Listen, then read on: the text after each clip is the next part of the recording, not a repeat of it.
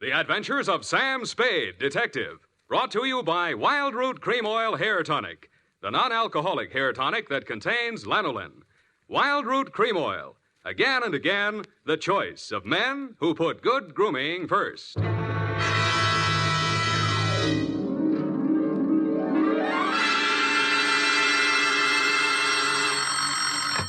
Sam Spade Detective Agency. It's me, sweetheart. Risen from not one, but two deathbeds. Oh, Sam, I bet not. You wouldn't take that lying down. Oh, Effie, you made a joke.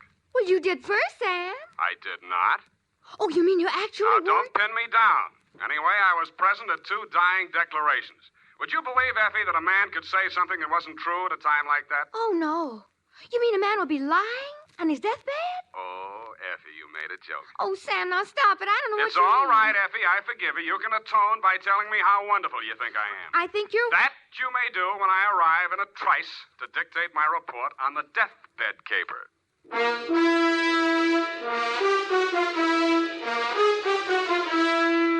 Dashiell Hammett, America's leading detective fiction writer and creator of Sam Spade, the hard-boiled private eye, and William Spear, radio's outstanding producer-director of mystery and crime drama, join their talents to make your hair stand on end with the adventures of Sam Spade. Presented by the makers of Wild Root Cream Oil for the hair. Tell me, mister, how many times a day do you have to comb your hair? Not many, I'll bet, if you groom it right, first thing every morning with Wild Root Cream Oil.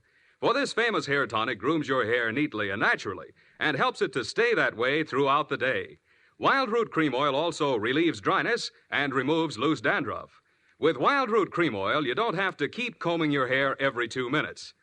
That is, unless your gal can't resist running her hands through it. Get Wild Root Cream Oil Hair Tonic. Again and again, the choice of men who put good grooming first. And now, with Howard Duff starring as Spade, Wild Root brings to the air the greatest private detective of them all in the adventures of Sam Spade.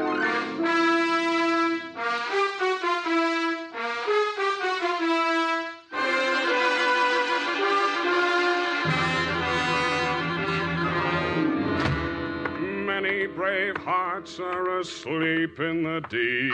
Oh, Sam, you're a sailor. Captain Sam, there's the brig for you. You got your logbook handy, gal? Oh, yes, Captain. So beware. Make it, that's awful deep.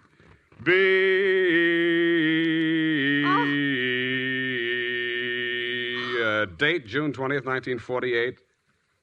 Where? Oh, Sam. I have no shame. To Marin County Sheriff's Office, San Rafael, California. Attention, Deputy Woodington from Samuel Spade, license number 137596. Subject, the deathbed caper. Dear Bill, the dawn came up like thunder out of Chinatown across the bay. In San Francisco, all we could see was fog. But on your side, it must have lifted briefly because somebody named Dan Starbuck managed to find his way to a phone booth, call me, and ask me to meet him at the 3rd Street Pier in Sausalito.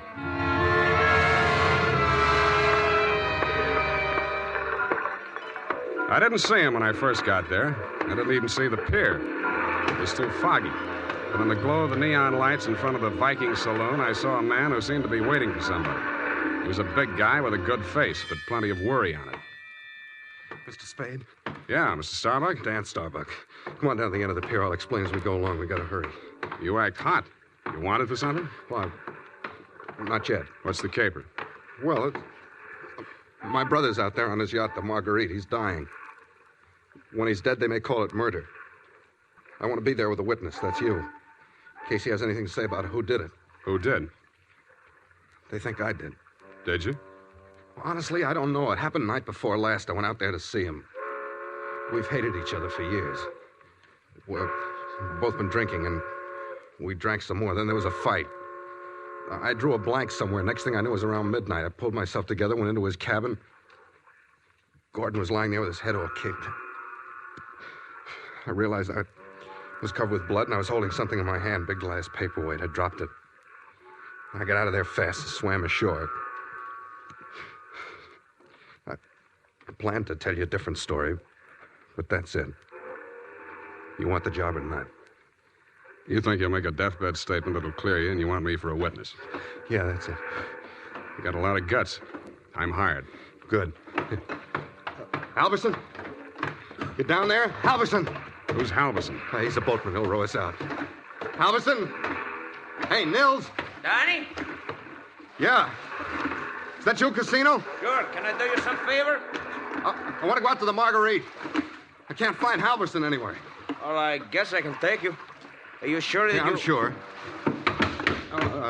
Sam Spade, Del Casino. He's the bosun of the Marguerite. Glad to meet you. Sam. Any friend of Danny's. Hey, listen, Danny, you sure you want to go out there? Any reason why he shouldn't? Well, it's up to him. In his place, I would be on a freighter for China, way out there where the fog is more thicker. No, it's all right, Casino. I know what I'm doing. Well, your friend, you excuse me, your name? Spade. Pardon me, I better ask. The police don't want you for nothing? Not yet, but don't make book on it. Push us clear, Danny. All right.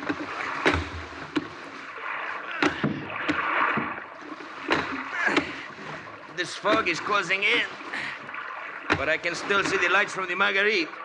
I wish we don't find her.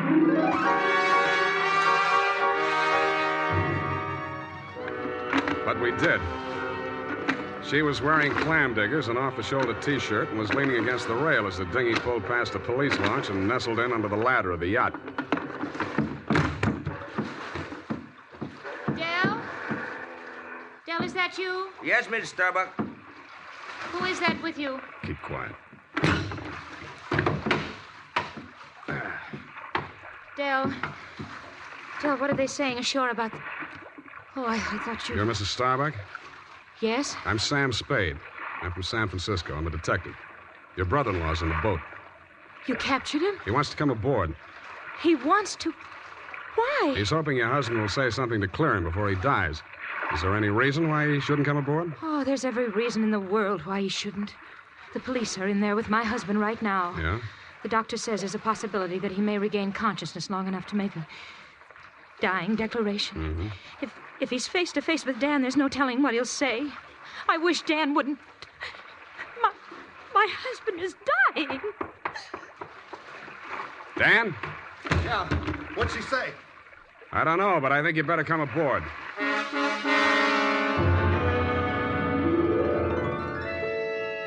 He seemed almost delighted as he swung his weight up out of the dinghy and climbed the ladder.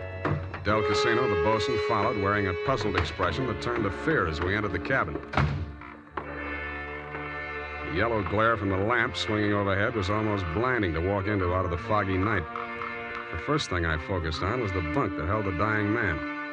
His head was heavily bandaged, his skin was chalk white, and his lips were beginning to turn blue. The room was tense with waiting. Ranged around him in a semicircle were the supporting players. 2 doctors, 1 family type with a nurse, 1 police medic without, 1 sheriff with cigar, 1 police stenographer, female, with pencil and notebook poised, 9/10 of a widow, and us. At 18 minutes past 7, somebody moved. It was the dying man.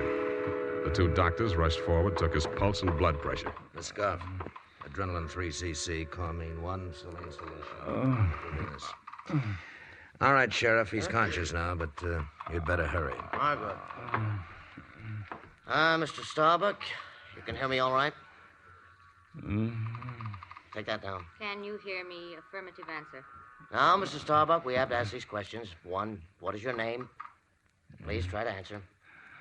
What is your name? Gordon M. Starr. You got that? What is your name? Gordon M. Starr? That's close enough. Fill it in later. Now, Mr. Starbuck, where do you live? Where do you live? I'm dead. You got that? 1277 Marymount, Pasadena. Hey, Now, Mr. Starbuck, let's try a little harder. This is a long one. Have you been injured, and what was the cause of your injury? Yes. Hurts like... You got that? Affirmative. Now, the second part. What was the cause of your injury? Head. Huh? Hit on the head. Do you believe that you're about to die as a result of your injuries, and have you no hope of recovery? I know. No hope. Now let's get to the point. Who inflicted said injuries? Hey, Mr. Starbuck, please, you haven't much time, you know. Go away. Doc, is there anything you can do? I'm afraid not. Oh, this is ghastly. Can't you leave him alone? Can't you let him die in peace? What are you afraid of, Maggie? What are you afraid he'll say? All right. All right, tell them, Gordon. It was Dan that struck you, wasn't it? He was jealous. He always hated you for marrying me. It was Dan. Now, Mrs. Starbuck, I know how you feel, but we can't allow this sort of thing. Please step aside so we can finish up here. That's it. Mr. Starbuck. Doctor? Very low pulse. I'm not sure whether... Dan. Is Dan here? Here I am, Gordon. Tell him the truth. Do you identify this man, Mr. Starbuck? Yes. He's my brother. Dan. You got that, Brother Dan? He's the one. He's lying. Gordon, you know who did it. Why don't you tell the truth? What do you got to lose now? Nothing. I'm finished. You got that? You finished me. Gordon! Gordon, not yet. Now come back. Doctor, can't you... He's dead. Well... Okay, Doc. Dennis Starbuck, it is my duty as sheriff of this county to take you into custody on suspicion of murder. And I must tell you that anything you say may be held against you. You'd better come along, too, Spade. Routine questioning, you know. Okay, Sheriff. And I don't think we'll need the handcuffs, will we, son? No, I'll go with you.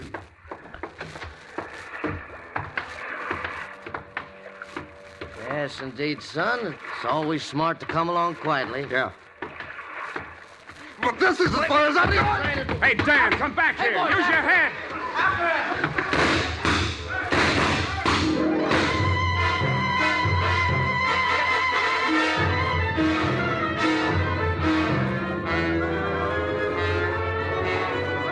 He only had one friend. He was the best friend in the world for a man on the land, the fog.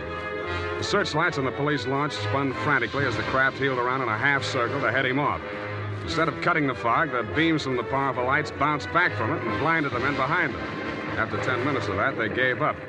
The sheriff had a theory. Don't worry. Between the fog and the currents, I doubt if we'll make it. We'll probably recover the body in the morning. And they did. But it wasn't Dan Starbuck's body. It was the bosun, Del Casino.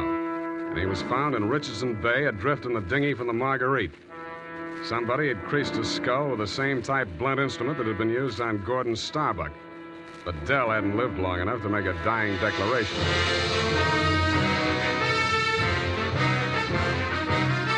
The makers of Wild Root Cream Oil are presenting the weekly Sunday adventure of Dashiell Hammett's famous private detective, Sam Spade.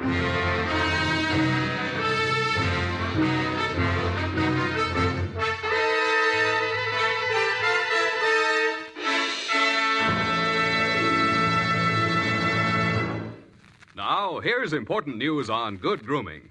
If you want the well-groomed look that helps you get ahead, socially and on the job, listen. Recently, thousands of people from coast to coast who bought Wild Root Cream Oil for the first time were asked, how does Wild Root Cream Oil compare with the hair tonic you previously used? The results were amazing. Better than 4 out of 5 who replied said they preferred Wild Root Cream Oil. And no wonder. It gives you the advantages that men consider most important. Wild Root Cream Oil grooms your hair neatly and naturally, relieves annoying dryness, and removes loose dandruff.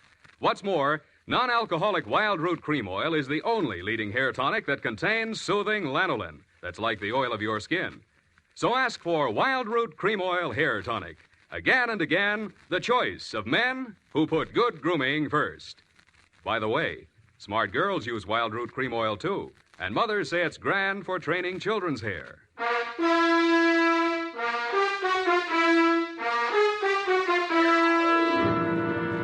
And now, back to Caper with 2 Deathbeds. Tonight's adventure with Sam Spade.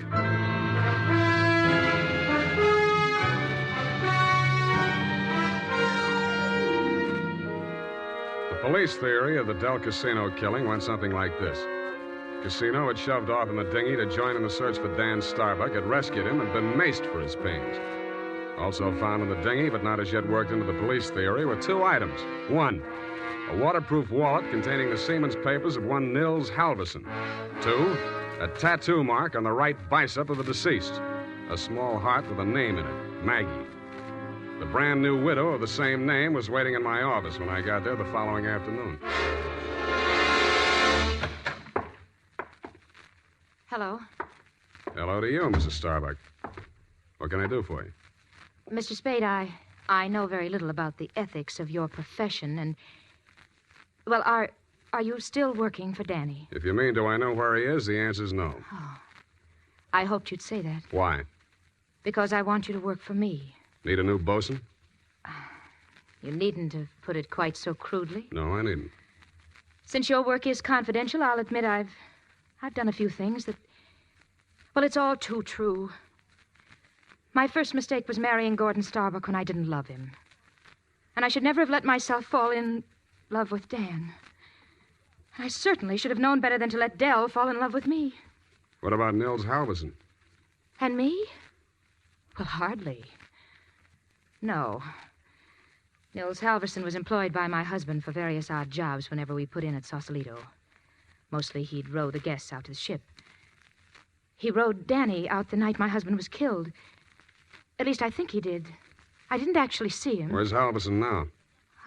I don't know. He goes off on drunks for days at a time, but I have a feeling that someone has paid him to disappear. He might have overheard something. Hold on a minute. You're going too fast. Are you, working up to a confession? Oh, no.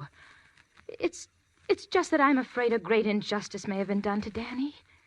After all, Mr. Spade, a man who's dying, I don't see how he could be altogether in his right mind. Do you? The law says he is if he knows his name and address. A deathbed accusation is the strongest evidence a lawyer can shove at a jury.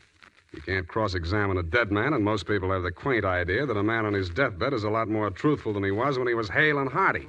Then you think Gordon may have been lying? Could be, or wool gathering, or picking up some of the lines you were feeding him. Oh, I was just afraid he might die before he... You see, I thought I might shock him into saying yes or no. He could have said no, couldn't he? Well, make up your mind. Oh, all I know is it's on my conscience now. If we could find old Halverson and force him to tell what he knows. He's a very strange man. He's devoted to me. If the police find him before I do, he might refuse to talk out of a mistaken loyalty. To you? Well, I meant if he thought I had anything to do with the... Well, he's very strange. I told you that. What makes you so sure he's alive? Why wouldn't he be? If I'd been the killer and he'd rode me to and from the scene of my crime, I'd see him secured in Davy Jones' locker. Fish feed, lobster bait, asleep in the deep. Will you work for me? I'll let you know.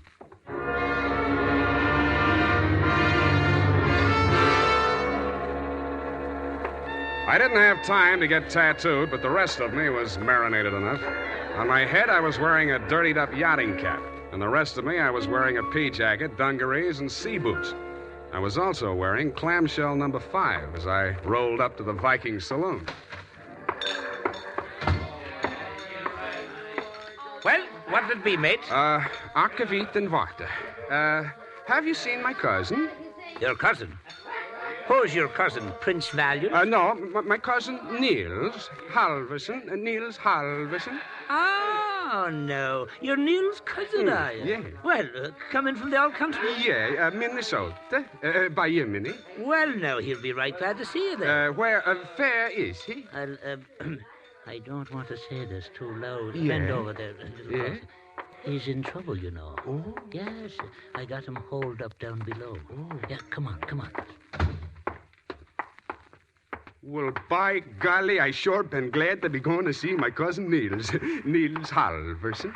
Drop the act and get down there. Hey! Okay, Joe, I'll take over from here. Easy. Okay, Danny, my boy. I got his gun. But watch him now, watch him. He's full of smorgasbord. Well, Spade, you're the one person I didn't expect to see, but I'm very glad to. Yeah, I wish I hadn't found you. I wanted to find somebody else first. Halverson? Yeah, He's here. Want to see him? that's what I came for. And under here. Watch your head, low bridge. Yeah. Here we are. Where? A boathouse under the pier. Halverson used to hole in here to sleep off his schnapps. Where's he now? Over here. Uh-huh. Yeah, he's going to be a long time sleeping this one off. He'd been missing since that night. Nobody knew he was here till last night. I headed for the saloon when I swam ashore. Joe hid me out here. He could still talk then. What'd he say? I wrote it down here. But it's no help. Let's see it. It's just a jumble of words. Marguerite. Merry Christmas drink. My beautiful Helga. Row, row your boat. Now throw me back, row me back. $20 good and drunk. Fog rolling in. Good and drunk. Gonna be 5 days, no business. Oh, my head. Paint the boat. All crazy stuff. $20. Did you give him $20 to row you I out? didn't even see him. I swam out. My loving brother wouldn't have let me on board if he'd heard me arriving like a gentleman. $20. Did you frisk him? No. I'll have a look. Oh, I don't... Hey, wait. Uh-huh. Real soggy, but a 20. I don't care. I'm sticking to my story. I swam out there. I didn't give him that 20. Maybe you didn't. Maybe you didn't. You gotta believe me. I didn't even have $20. That's why I got... Shut up. What's the matter with you? What are you gonna do? Come over here, Dan. What? Hey! I don't believe a word of your story, and even if I did, it wouldn't make any difference. What are you... Shut up. You're going to stop talking and listen for a while. I stuffed a gag into his mouth and muscled him over to a piling and handcuffed him to it. He didn't even look surprised. He just stood there staring at me as if he'd lost his last friend in the world. But I wasn't looking at him as much as I was listening to those footsteps on the boards overhead. I waited for them to come back. They did. I walked across the soggy planks to where Nils Halverson lay in the shadows. Nils, I want you to answer these questions again. Now, this time, I'm going to take them down. You get lots of $20 and lots of drink. Now then, I know you don't feel so good. You don't have to talk if you don't feel like it. Just nod your head for yes and shake it for no. Okay, Nils? That counts in a court of law as long as there's a witness. Okay. Now, your name is Nils Halverson. Your address is 213 Bayview, Sausalito. That's correct, is it? Nod your head. Good. Good. That proves you're in your right mind. You know you were injured. Yeah. You know the cause of your injury. Hit on the head and thrown over the side of your boat. What? Huh? Not from... Oh, dinghy. Well, it's the same thing. All right. Now, you know you're dying. You have no hope of recovery. That's obvious, but nod your head. That's the boy. Now, Nils, on the night of the 18th, around 10 o'clock, after your usual working hours, you rowed somebody out to the yacht Marguerite, in return for which this person gave you a $20 bill. This person is also the person who killed, who inflicted your fatal injuries.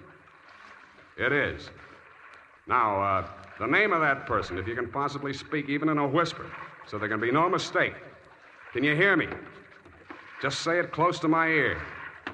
Yeah? Yes. Yes, I got it. That's all. Now, I know you don't write, Nils, but make your mark here. Come on, I'll guide your hand. There. Now we're going to take... Nils. Nils. Well, anyway. All right, Maggie. Come on in and join the party. Don't try anything. The light's on you. I'm a better shot than you, and if there's a ruckus, the whole saloon will be down on us. They're all friends of Danny's, too. Stop there. Toss the gun. Okay. What's the matter, Angel? You look kind of scared. No. Just disappointed, that's all. Don't give up so easy, sweetheart. I always wanted to take a trip around the world. We might go on the Marguerite. Together. Yeah, sailing into the sunset. Sleeping with our deathbed statements under each other's pillows. Yeah, I see what you mean. I guess it wouldn't work. How much for yours, and what do we do about him? Dan? I'll take care of that. Throw it in with a deal. Okay. But I want it in writing. A little statement to the effect that I can keep under my pillow. Fair enough. Now, all I want from you is a little statement from you to this effect. That you, Marguerite Starbuck, employed Nils Halverson to row you out to the yacht on the night of the 18th, that you there overheard a quarrel between your husband and brother-in-law, and that taking advantage of said brother-in-law's inebriated condition, you sneaked up behind your husband, hit him with a paperweight, and decamped, leaving the murder weapon in Dan's hand. You then started back for shore in the dinghy, and realizing that the only witness who could testify you were aboard that night... All right. All right, I'll sign it. Okay. We'll have plenty of time to put in all the legal decorations later. I'm afraid we won't, baby. You're going to be spending all your available time at the Tehachapi and points west. What are you talking You about? just made a full confession in front of a witness. You heard it, didn't you, Dan? Every word. Oh, if I... Honest. An honest man. Well, I did tell a fib. Now, this is really going to hurt, I'm afraid, Maggie. You see, we didn't actually have any deathbed statement to match yours. No? No. Nils Halverson was a good deal too dead to have made a deathbed statement just now. He's been stiff for 12 hours.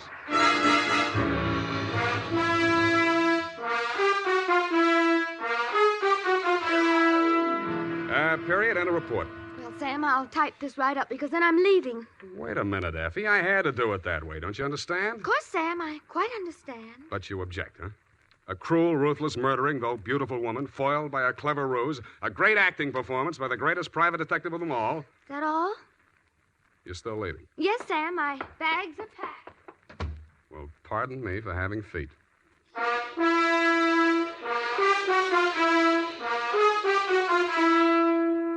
There's a reason, men. In fact, there are 5 big reasons why more men every day are turning to Wild Root Cream Oil for well-groomed hair. Wild Root Cream Oil grooms your hair neatly and naturally. Wild Root Cream Oil relieves dryness and removes loose dandruff. Wild Root Cream Oil is non-alcoholic and contains soothing lanolin. 5 big reasons why you, too, should join the millions with handsome, well-groomed hair. Why you should step up to your drug or toilet goods counter and ask for Wild Root Cream Oil. Get the big economy bottle and the handy new tube that's easy to pack when you travel and just right for the office or plant. Also, ask your barber for a professional application of Wild Root Cream Oil Hair Tonic. Again and again, the choice of men who put good grooming first. Well, here it is, Sam. Goodbye. Now, wait a minute, Effie. You can't leave like this, not without... Oh, all right. I'll talk to you while I'm putting my hat on. Well, can't you at least look at me? After all, you should give me a chance to justify... Sam, apparently you're laboring under an apprehension. Of course I am. Oh, boy, am I glad I picked the last in June and the first in July. What are you talking about? My vacation. Vacation? You just had a vacation a few months back. 12, Sam. That's a year. Well, if you want to take advantage of a legal No, technicality... Sam, don't say goodbye, man. Well, it's customary, I suppose. It's lucky that some of us keep our nose to the grindstone, our ear to the ground, an eye to the future. Huh? Television's just around the corner, you know. Oh, Sam. Come here, sweetheart. You look lovely in it. Come here. Have a wonderful time. Oh, Sam. Oh, Sam. Come here. Now, go on. You missed your train. Where are you going? The Los Sierras. Well, just so you don't go to Kanab, Utah. All right, Sam. You know best. Good night. Good night, Sierra Sue. Now, who can we get for that part next week?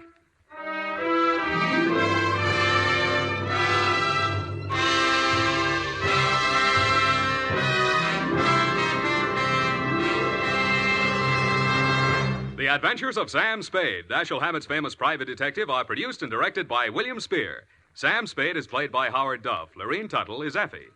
The Adventures of Sam Spade are written for radio by Bob Tallman and Gil Dowd, with musical direction by Lud Gluskin. Join us again next Sunday when author Dashiell Hammett and producer William Spear join forces for another adventure with Sam Spade, brought to you by Wild Root Cream Oil. Again and again, the choice of men who put good grooming first. This is Dick Joy reminding you to... Get Wild Root Cream Oil, Charlie. It keeps your hair in trim. You see, it's non-alcoholic, Charlie. It's made with soothing lanolin. You better get Wild Root Cream Oil, Charlie. Start using it today. You'll find that you will have a tough time, Charlie. Keeping all the gals away. Hiya, Baldy. Get Wild Root right away. This is CBS, the Columbia Broadcasting System.